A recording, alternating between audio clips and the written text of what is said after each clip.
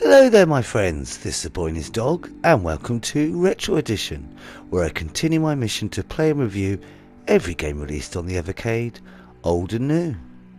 In today's video I reluctantly take a deeper butchers at Premier Manager 97 from the 24th Evercade Cart, the Gremlin Collection. So, without further ado, let's get started. You've proven yourself in the field, but how will you do in the manager's hot seat? Build your team from 1,500 players drawn from the 1996 and 97 football season in the United Kingdom. Spend your money wisely and take aim for the top of the Premier League.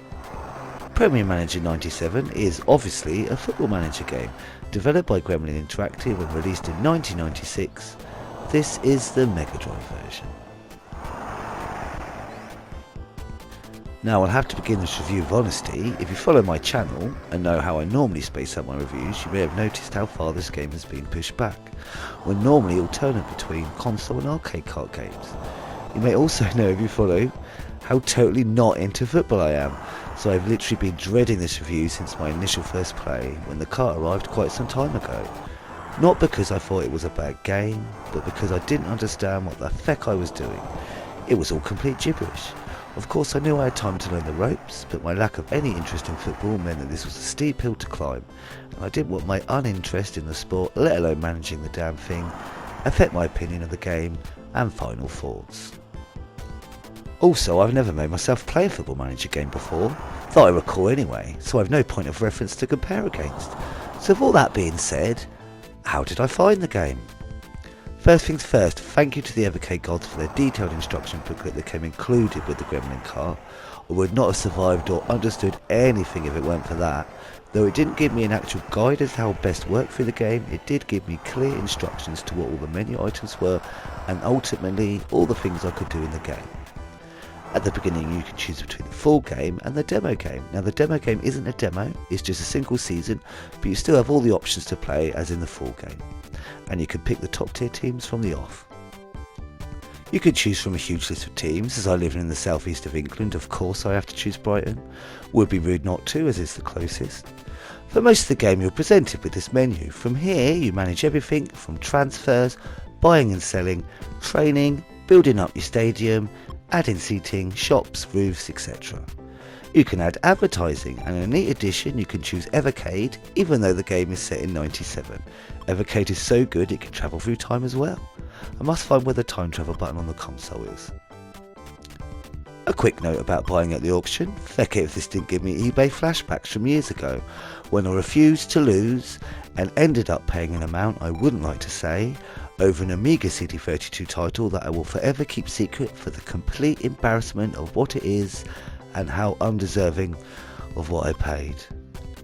I banned myself from eBay from that day forth, and I feel I had to do the same here because those damn beggars keep pushing the price further up and I cannot let them win.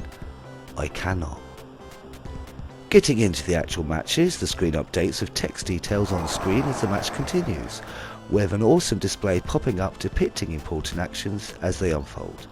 I of course would have rathered even a more basic mock-up of the whole match, sensible soccer style for the win, am I right?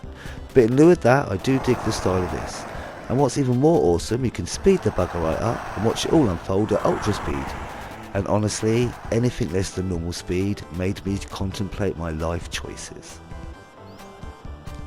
I found this game well suited to the handheld. With the quick save option it was good to pull out on breaks at work to get a quick match in, or at least have a fiddle with in between match setups.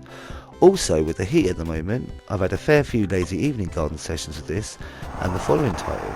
It is, as I like to call them, the very definition of a stoner game. Chill as heck. In the end, did I enjoy playing this after getting to grips with all the mechanics and options? No, sadly I didn't.